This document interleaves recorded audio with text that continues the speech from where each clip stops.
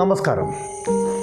നമ്മൾക്കാർക്കും മറക്കാൻ സാധിക്കാത്ത, നമ്മൾക്ക് എത്ര പുകഴ്ത്തിയാലും മതി വരാത്ത ഒരു പെൺകുട്ടിയുണ്ട്. 12 വയസ്സുള്ള കർണാടകക്കാരിയായ വൈഭവി. തൻ്റെ അമ്മ അതിഭയാനകമായ രീതിയിൽ ഓട്ടോ അപകടത്തിൽപ്പെടുന്നത് ദൃക്സാക്ഷിയാകേണ്ടി വന്ന പെൺകുട്ടി. മംഗളൂരിലെ കിനിഗോളിയിലാണ് ആ ദാരുണമായ അപകടമുണ്ടായത്.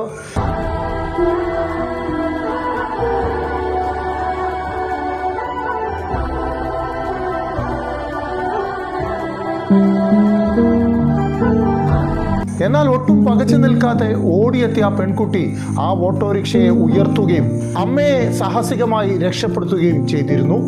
ആ പെൺകുട്ടിയെ ഒന്ന് ആദരിക്കാൻ, ആ ആത്മധൈര്യത്തെ ഒന്ന് പ്രശംസിക്കാൻ എല്ലാവരും ആഗ്രഹിച്ചിട്ടുണ്ടാകും.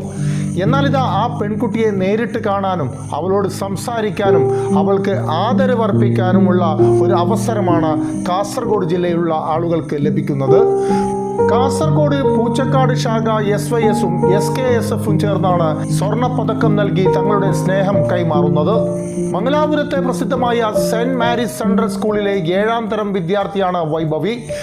കഴിഞ്ഞ 6-ാം തീയതി വൈകുന്നേരം 6:30 മണിയോടുകൂടിയാണ് വീട്ടിലേക്ക് നടന്നു വരുമ്പോൾ കുട്ടിയുടെ കൺമുന്നിൽ വെച്ച് അമ്മ ഓട്ടോ അപകടത്തിൽപ്പെടുന്നത് കണ്ടത്.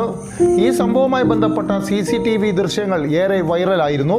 സംഭവത്തിന് ശേഷം കർണാടക മുഖ്യമന്ത്രി സാമൂഹ്യ മാധ്യമങ്ങളിലൂടെ പെൺകുട്ടിയെ അഭിനന്ദിച്ചിരുന്നു. മാംഗ്ലൂർ സിറ്റി പോലീസ് കമ്മീഷണർ പെൺകുട്ടിയെ പോലീസ് സ്റ്റേഷനിലേക്ക് നേരിട്ട് വിളിച്ച് തൻ്റെ ആദരവ് കൈമാറിയിരുന്നു. ഈ ധൈര്യശാലിയായ പെൺകുട്ടിയെ നാളെ 5:30 മണിക്ക് പൂച്ചക്കാട് വെച്ച് നിങ്ങൾക്കും കാണാം, അനുമോദിക്കാം. നന്ദി, നമസ്കാരം.